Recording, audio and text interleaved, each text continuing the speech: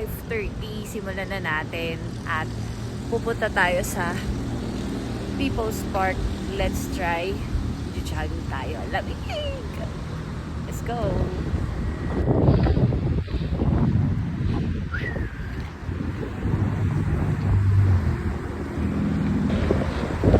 Isuot ulit tayo ng jacket dahil malamig.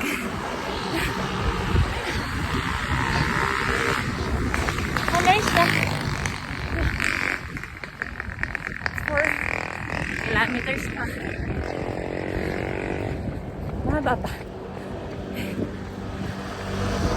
Ganda ng araw. Medyo natatanaw ko na yung yung bundok ng People's Park. Let's go. Touchdown, crosswind.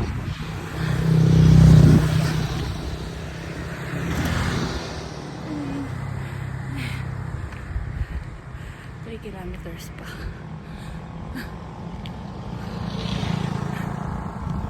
Let's go.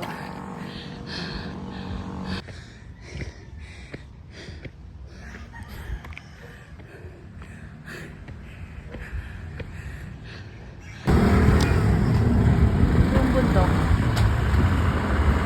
Let's go. Ang dami ng tao. Time check. 7. Touchdown People's Park. Dami ng tao. Nice ulit.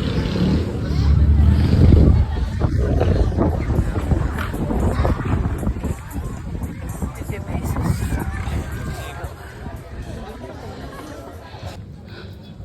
Ang foggy. Pero ako pawis.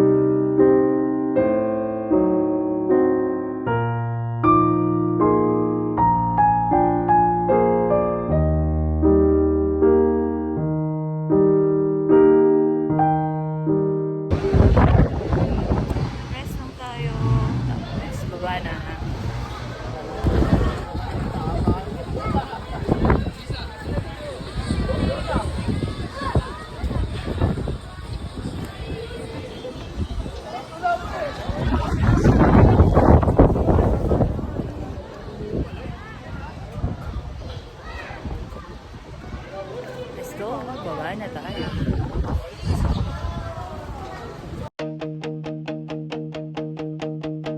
I'm standing on the highest ledge, right on the world's most windy edge. And so, ano na lang, almost less than 2 kilometers na lang.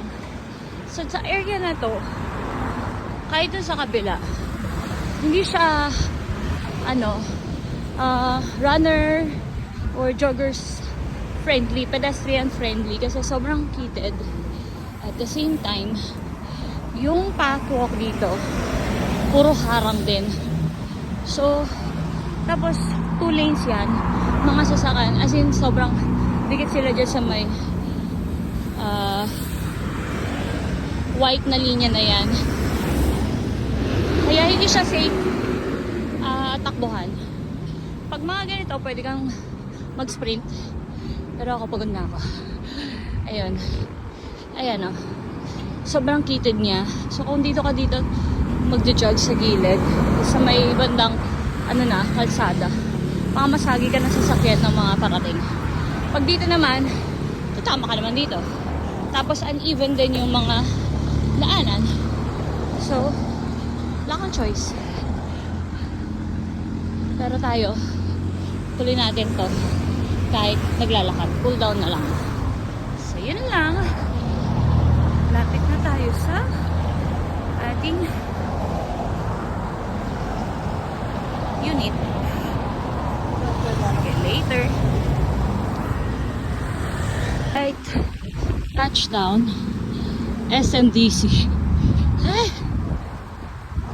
9 o'clock. It's 9:06. 11.27. LSD. So, sarap. Kahit 9 o'clock na, malamig pa din. Presko. At masarap mag-jogging dito. Yung mga daanan lang, medyo off. Pero, pagka umaga, okay naman. Madilim lang. So, ulitin ba natin? Of